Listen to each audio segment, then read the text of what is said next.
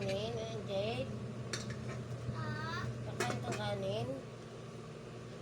Ha? Masarap yung ulam gulay. Ayaw kumain ni Jade ng gulay. Gusto daw niya ay ano. Gusto daw niya ay tinola. Ay wala nang tinola nung isang araw pa yun.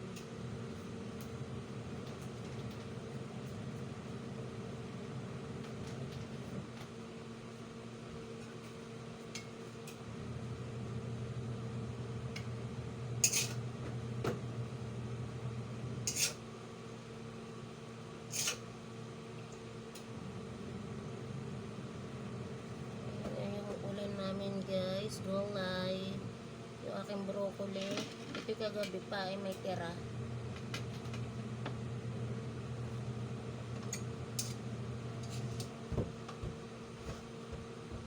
Huwag maingay at maingay sa baba.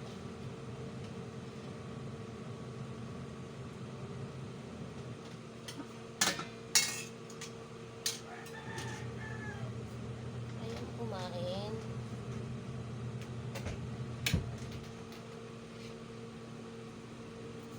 Kain mga meses. At ang ulam ko ay yung aking niluto namin ng anak ko, yung ginisang broccoli. Ayan, may langaw, meron akong bisita, langaw.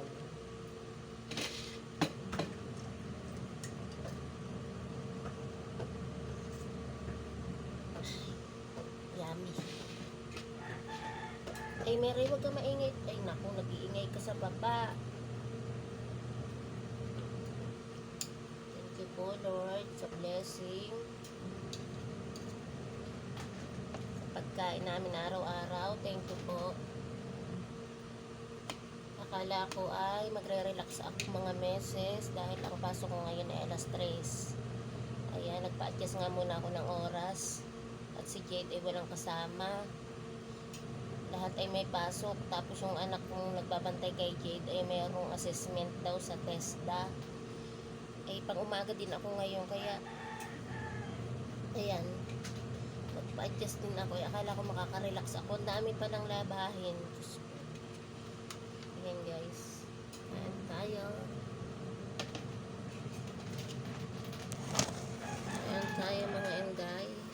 Ilapit natin ng kaunti. At yung aking cellphone ay walang mic, kaya minsan kapag malayo yung cellphone ay mahina yung bunganga ko, mahina yung aking salita. Ito guys yung niluto namin na broccoli, masarap. Ayaw kumain ni Jade.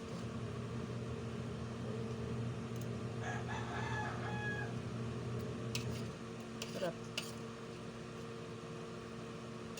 Hindi lang yung aking karne, natadamihan ko ng gulay.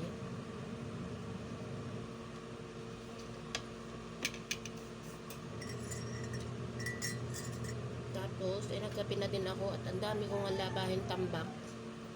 Pagod na pagod ako. Pagpasok ko ay pagod na ako dahil ako naglaba.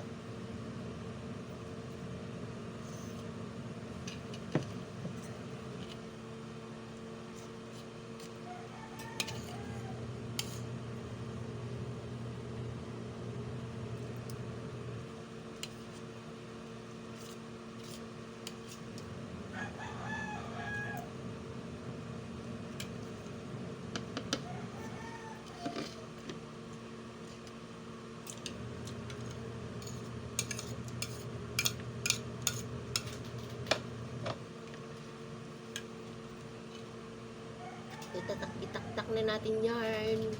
Ayan, itaktak na natin at ako nabibitin ng pakuha-kuha.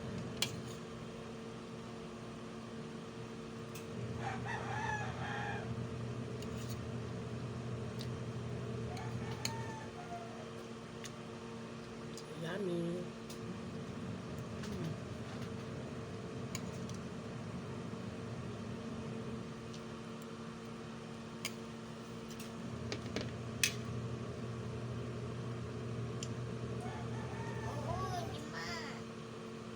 Halika, tikman mo yung ulam, masarap.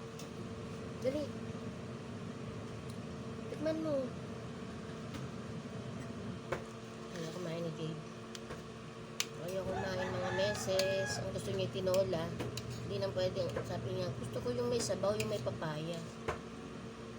Hindi na pwedeng araw-araw na magluluto.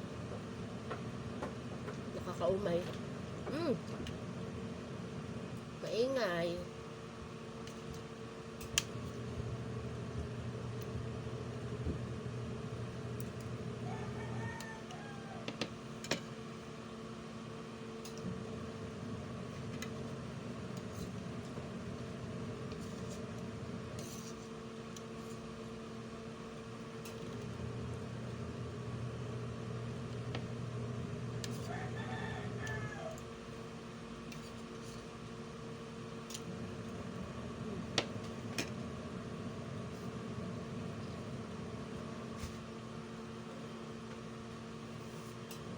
Tikman mo.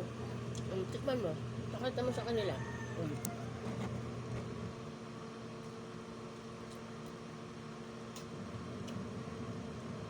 Di ba masarap? May toyo naman siya. Nilagyan namin ng toyo. Eh, di ba paborito mo ang toyo? Sige na, babay na to. Mataas na oras nata.